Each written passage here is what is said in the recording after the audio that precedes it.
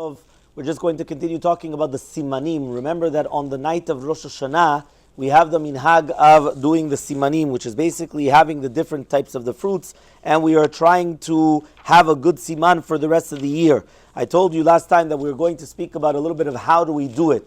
The minhag of the majority of the Moroccans is that we do as usual, which means that right after the Kiddush, we make the brachot, which means we're going to do the simanim, and then hamotzi, and not vice versa. Remember that according to whether it's the Rambam and others, and if you remember, the Alachabra brings down, and he said it here, of the video Shlita said, that it's actually a very beautiful minhag that the Moroccans have, which is that we are actually making brachot before the hamotzi in order to have more brachot on Shabbat and Yom Tov. And it's not that it's a bracha shena tzricha, but rather you're being gorem, you're causing that right now you're going to have a bracha. It's not the bracha shena, and even if it was a bracha shena tzricha, there's a lot of opinions in the Acharonim that you are allowed to. There's the Rambam Mefurash, and there's other shitot as well, that you're allowed to cause a bracha shena tzricha in order to be mashlim the 100 brachot on Shabbat and Yom Tov, because that's not called an tzricha, that's called that you do need it, and therefore there's no problem whatsoever. So that is our minhag, that we do it before the hamotzi, we do the simanim. Now there's going to be different ways of doing the simanim,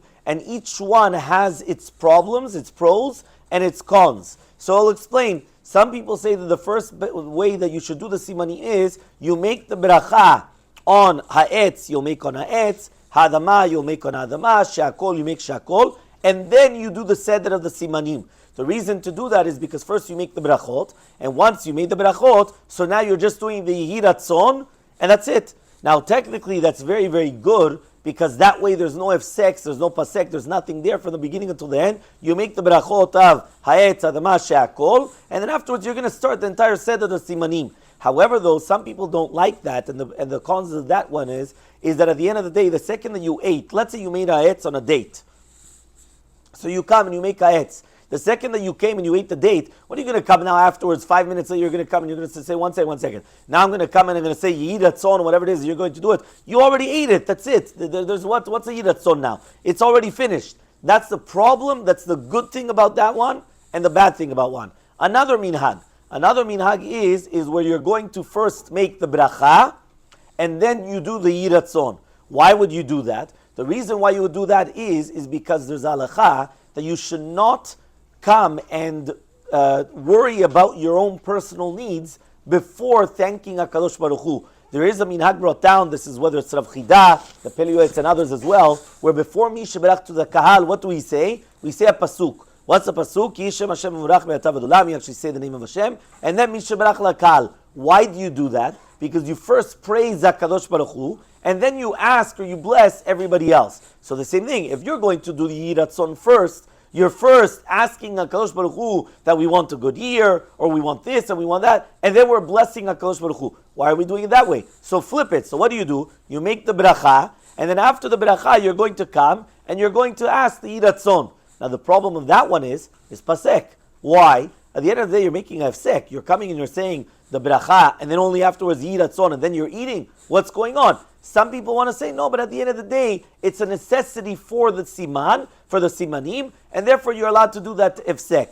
The third shita is first you do yehi ratzon, and after the yehi ratzon, you're going to make the bracha on whatever it is you're going to eat, and then you're going to eat the food. That one, again, the con is that you're actually praising HaKadosh Baruch Hu, you're asking for your necessities before praising Hashem, but the good thing about that is that there's no ifsek. Right, you're not making a hefsek afterwards, after the bracha. You make the bracha, and immediately you come, and you're going to eat it. And it's not considered as if, say, a hefsek between the yehi ratzon and the bracha, because obviously you have to make a bracha, and the yehi ratzon is for it. So therefore, there are 3 different minagim, how to do the simanim, and each one goes by their custom, and each one has their pros and their cons. There's also another 2 different minagim. How do you start?